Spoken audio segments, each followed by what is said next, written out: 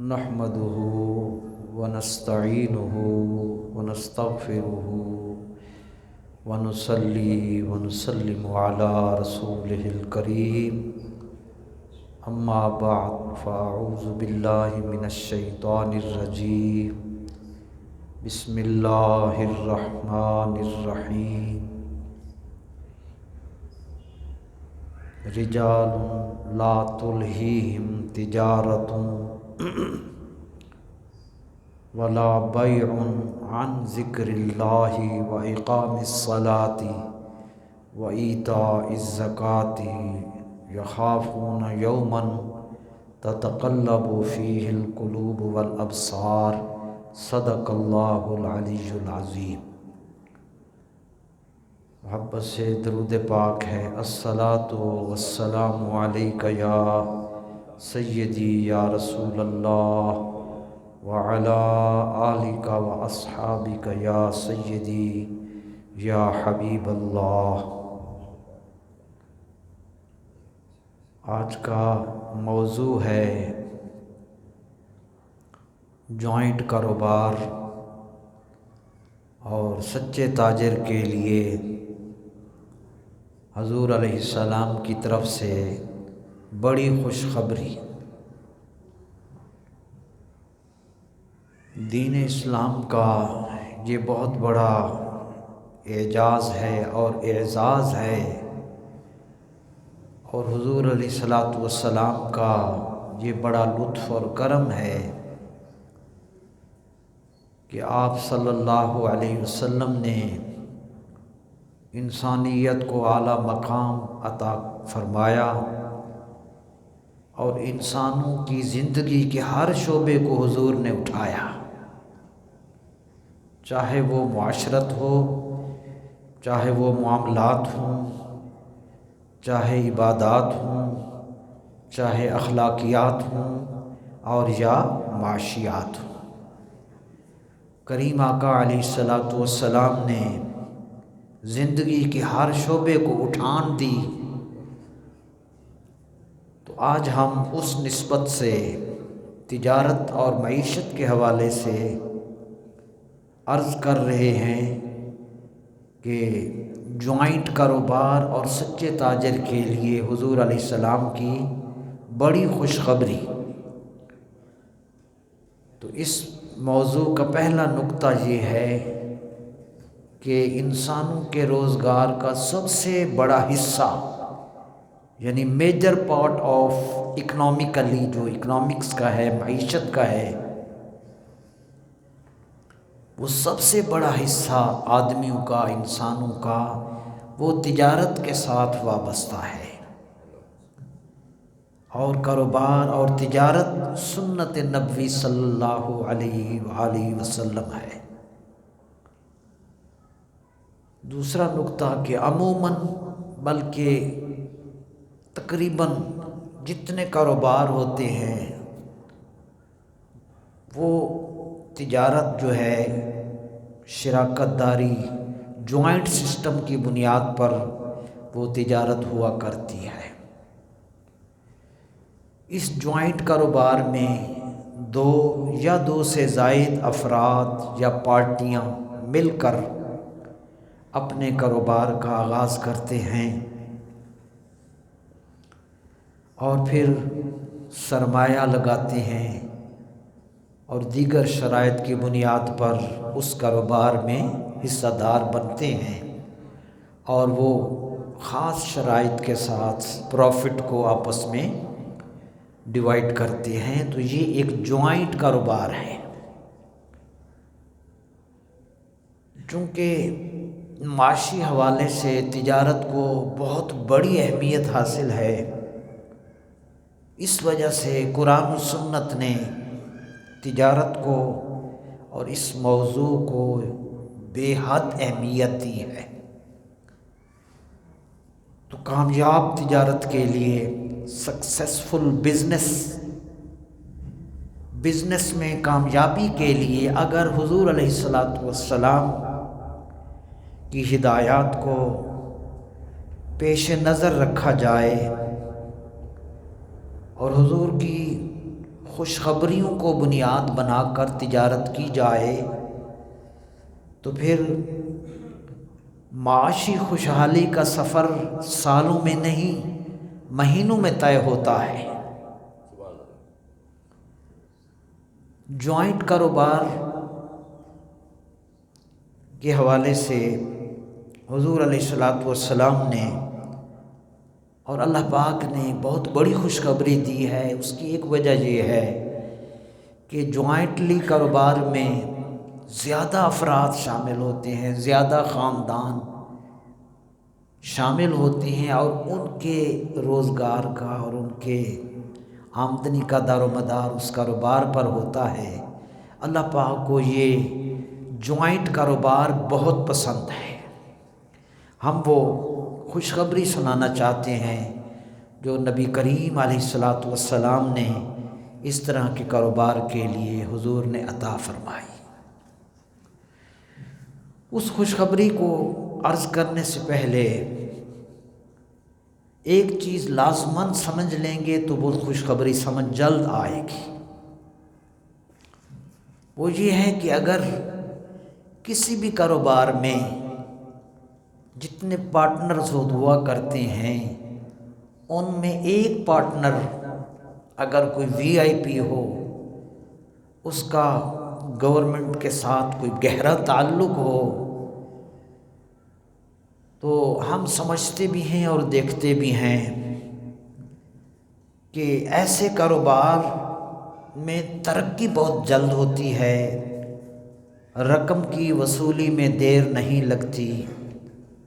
وجہ مال کا خریدار جس نے خریدنا ہوتا ہے اس پارٹی سے جس کے اندر ایک بہت بڑی شخصیت انوالو ہوتی ہے، تو مال کا جو خریدار ہوتا ہے اس کو پتہ ہوتا ہے کہ میں نے جلد پیمنٹ کرنی ہے اس پارٹی کو، اگر پیمنٹ نہ کی یا میں نے اس کی پیمنٹ میں تاخیر کر دی تو وہ بڑے اونچے ہاتھ والا ہے، ان کا بڑا تعلق ہے، تو اگر میں نے نہ دیا، اس کو پیمنٹ نہ کی تو میری دکان، میرا سیل پوائنٹ وہ سیل کرا دے گا، اور اس نے ایک فون کرنا ہے تو میرا لائسنس ہی کینسل ہو جائے گا۔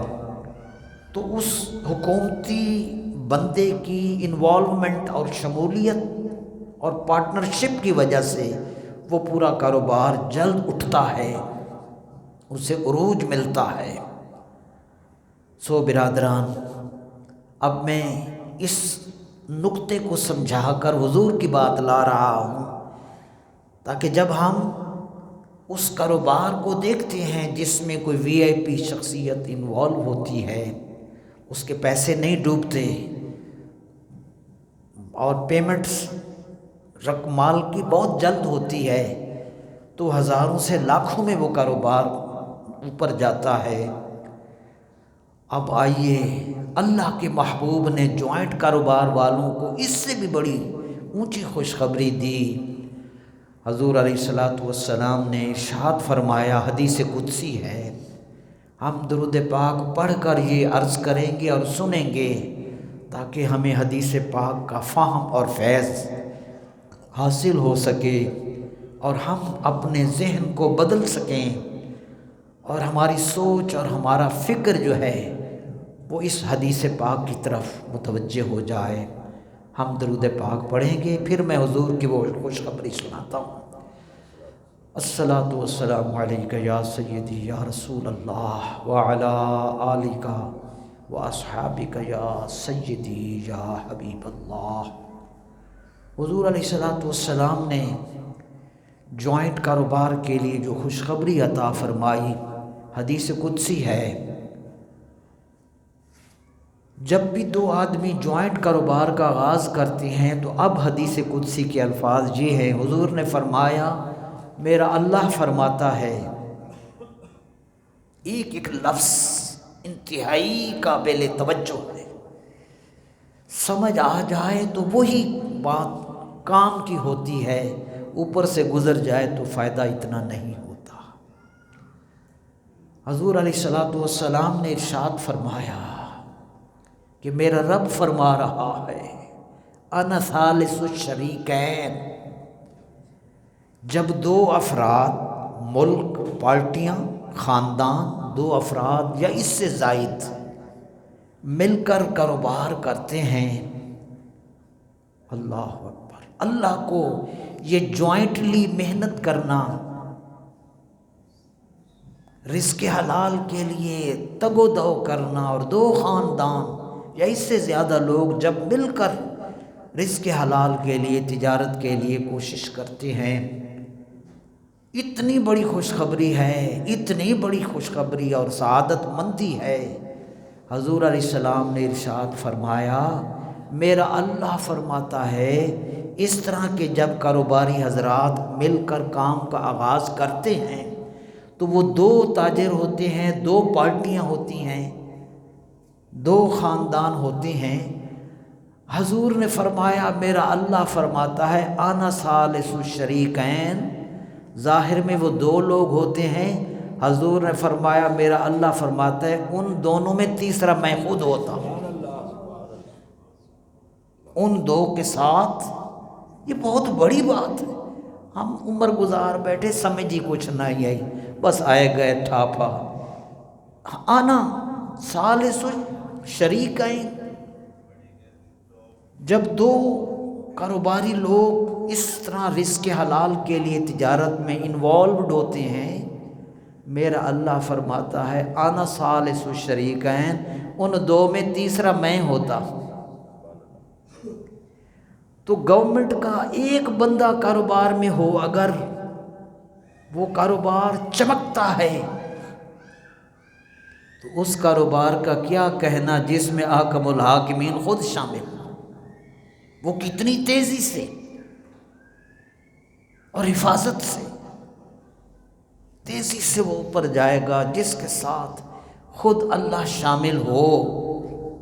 ایسے کاروباری حضرات کا کیا کہنا۔ اللہ اکبر۔ فرمایا میں تیسرا رب احکم الحاکمین ان کے ساتھ شامل ہوتا ہوں۔ کیا مقصد؟ یعنی میرا خاص لطف، کرم اور میری مدد ہر لمحہ ان دو پارٹیوں، بندوں، خاندانوں اور ملکوں کے ساتھ جو جوائنٹلی کاروبار کر رہے ہوتے ہیں، میری مدد، میرا کرم، میرا لطف ان کے ساتھ قدم قدم پہ شامل رہتا ہے۔ سو برادران، پھر جب اس اللہ کا کرم اور اس کی مہربانی ان کاروباری حضرات کے ساتھ چلتی ہے، مہربانی اس کی چلتی ہے، پھر کیا ہوتا ہے؟ میں نے آپ کو مثال پہلے دی کہ وہ کاروبار تیزی سے جاتا ہے جس میں عام گورنمنٹ کا کوئی عہدیدار شامل ہوتا ہے، اس کو پتہ ہوتا ہے کہ اس کا ایک فون آئے گا، حکومت بھی، پولیس بھی، قانون بھی نرم ہو جائے گا، منٹ میں میری گاڑی کلیئر ہوگی۔ سو برادران، جب اللہ پاک خود کاروباری حضرات کا اس کے ساتھ ہوتا ہے تو پھر کیا ملتا ہے؟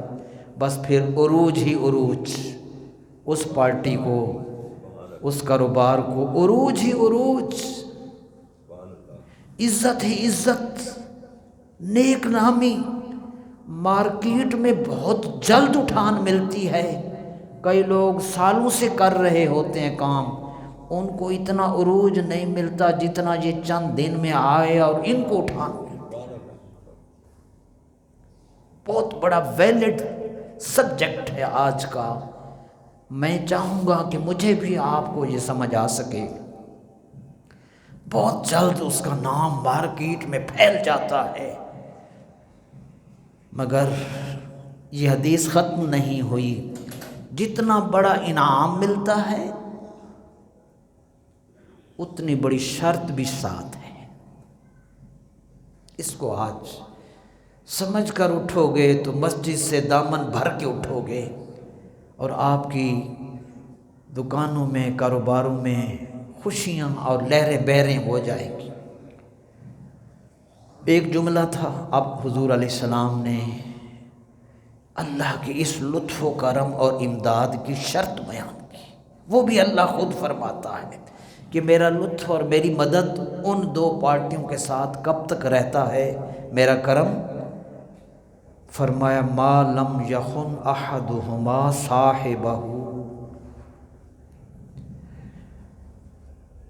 جب تک ان دو پارٹیوں اور ان دو پارٹنرز میں سے ایک بھی دوسرے کے ساتھ خیانت نہیں کرتا، جب تک دونوں دیانت سے چلتے رہیں گے میرا کرم بھی ساتھ ساتھ چلتا رہے گا۔ یہ جملہ ہے، ایک جملے نہیں، کمال کی بات ہر جملے میں، ما لم یخن احدہما صاحبہ، جب تک ان دونوں پارٹیوں میں سے ایک دوسرے کے ساتھ خیانت نہ کرے تو میرا کرم اسی طرح چلتا رہے گا۔ تو بس امانت اور دیانت، honesty is the best policy, یہ کہانی ہم نے لکھی تھی۔ تو یہ دیانت اور امانت یہ ایک ایسا جوہر ہے جو فرد کو، قوم کو، افراد کو، خاندان کو اور پورے ملک کو اٹھاتا ہے۔ دیانت، جب تک یہ ایک دوسرے کے ساتھ خیانت نہیں کرتے، اللہ کی مدد ان کا ہر موڑ پر، ہر ڈیل میں اللہ کی مدد ان کا استقبال کرتی ہے۔ جو بھی سودا کیا، ٹھیکہ مل گیا، پیمنٹ آ گئی، آرڈر مل گئے، پی او مل گیا، پرچیزنگ آرڈر مل گیا، سیمپل پاس ہو گیا، فوراً بینک میں آپ کے اکاؤنٹ ٹرانزیکشن پیسے میں آ گئی۔ اللہ کی مدد، آپ کا کوئی کمال نہیں، آپ نے محنت کی، دیانتداری سے چلے۔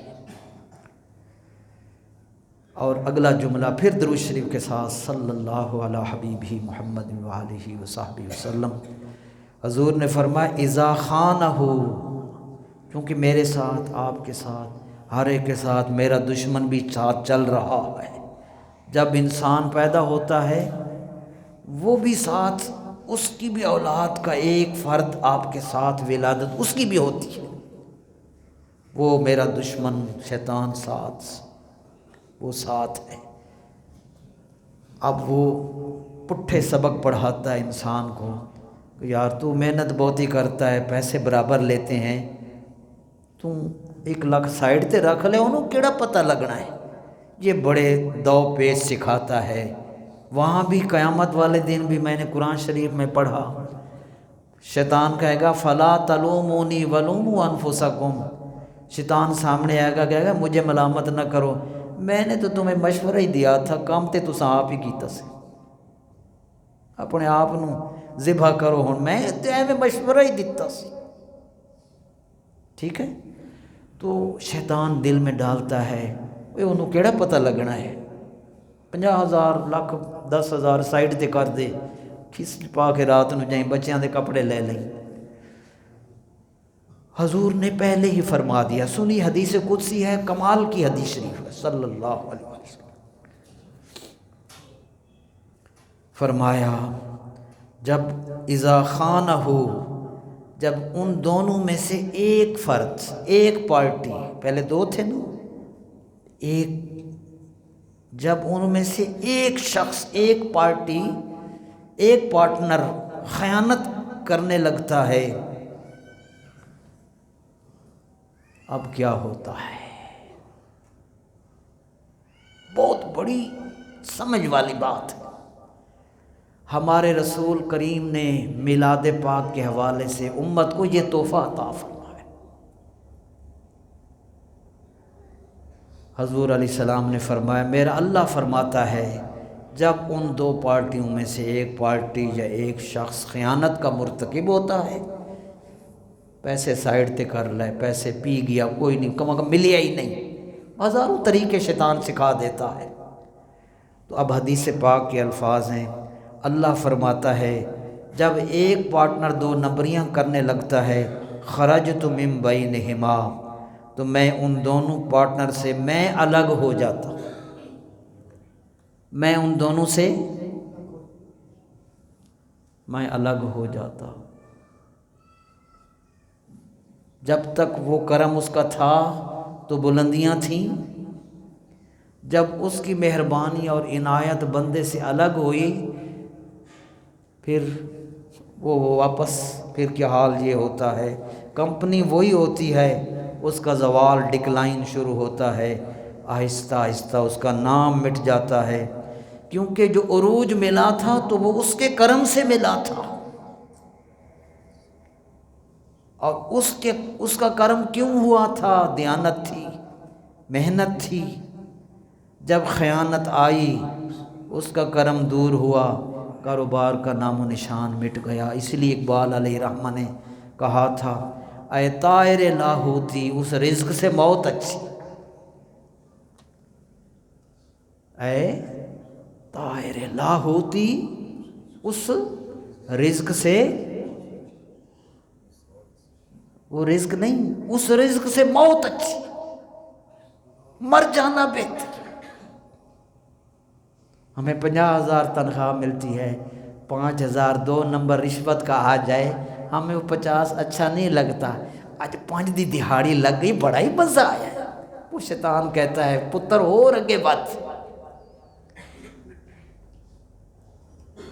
ایسا نہیں۔ میرے برادران فرمائے، اے طائر لاہوتی اس رزق سے موت اچھی جس رزق سے آتی ہو پرواز میں کوتاہی۔ اگر پرواز ہی رک گئی اس رزق سے موت اچھی تھی، مر جاتا تھا۔ سو یہ حدیث نبوی تھی، بہت ضروری تھی۔ اللہ کرے کہ ہمارے معاملات سنور سکیں، ہم دیانتداری پہ آئیں، پورا ٹائم دیں دفتر کو۔ کوئی نہیں آفس صاحب نہیں دیکھ رہا، وہ تو دیکھ رہا ہے جس نے روٹی لگائی ہے۔ دیانتداری اللہ کو پسند ہے۔ خدا کی قسم میں نے قرآن شریف کا مطالعہ کیا، آپ برادران حیران ہوں گے کہ قرآن شریف میں اللہ نے 8 نبیوں کا جب تعارف کروایا، پہلے میں آپ کو ان کے نام بتا دوں، اتنے بڑے بڑے نبیوں کے نام ہیں، پیغمبر، ساری امت کے اولیاء ان کا مقابلہ کہاں کریں، پیغمبر۔ میں آپ کو انبیاء کے نام بتا رہا ہوں، 7 انبیاء علیہ السلام ہیں قرآن شریف میں۔ اللہ نے جب ان کا تعارف کروایا، وہ انبیاء علیہ السلام کون سے ہیں؟ حضرت یوسف، حضرت موسیٰ، حضرت نوح علیہ السلام، حضرت ہود، حضرت صالح، حضرت لوط اور حضرت شعیب علیہ السلام۔ یہ 7 انبیاء کا اللہ نے قرآن میں جب تعارف کروایا، آپ حیران ہوں گے کہ ان کے تعارف کے لیے ان نبیوں نے، آخری 5 انبیاء نے جب اپنی قوم کے سامنے تبلیغ کے لیے گئے، قرآن کہہ رہا ہے، تو اپنی کفار اور مشرکین کے سامنے ان نبیوں نے جن الفاظ سے اپنا تعارف کروایا وہ سنیے۔ کوئی اور کوالٹی یا ان کی عظمت یا کوئی خوبی کا نہیں ذکر کیا، ان انبیاء میں سے 5 نے، بلکہ 7 کے بارے میں یہ کوالٹی قرآن شریف میں موجود ہے۔ وقت کم ہے۔ ان نبیوں نے ان قوم سے کہا، انی رسول امین، اے کفار و مشرکین میں اللہ کا رسول بھی ہوں اور امانت دار بھی ہوں۔ کیا رسول کافی نہیں تھا؟ نبی ہونا کافی نہیں تھا؟ خالی رسول ہی کا؟ قرآن میں اللہ نے فرمایا میرا فلاں نبی گیا، اس نے یہ تعارف، فلاں گئے انہوں نے اپنی قوم کو یہ تعارف کروایا، میں امانت دار رسول ہوں۔ برادران، تو امانت ایسا جوہر ہے جو نبیوں کی خوبی اللہ نے قرآن میں بیان کی۔ وہ رسولوں کا تعارف تھا، اور ہم تو اس پیغمبر کے امتی ہیں جو امام الانبیاء ہیں، امام الانبیاء ہیں۔ اور حضور علیہ السلام کی اس عظمت پر قربان جائیں، ان نبیوں نے قوموں سے کہا کہ ہم رسول بھی ہیں، امین بھی ہیں، اور ہمارے محبوب کا کیا کہنا، ہمارے محبوب کی اس امانت داری کا کیا کہنا۔ حضور نے خود نہیں کہا کہ میں امین ہوں۔ جب حجر اسود کو نصب کرنے کی بات آئی تھی، ساری رات قریش کے قبیلوں کے بڑے بڑے جتنے تھے ان سب نے جاگ کر ان کے بندوں نے رات گزاری تھی کہ کہیں فلاں قبیلے کا کوئی بندہ اٹھ کر خود نہ حجر اسود لگا دے تو یہ عزت ہمیں نہیں ملے گی۔ انہوں نے جاگ کر پوری رات گزاری۔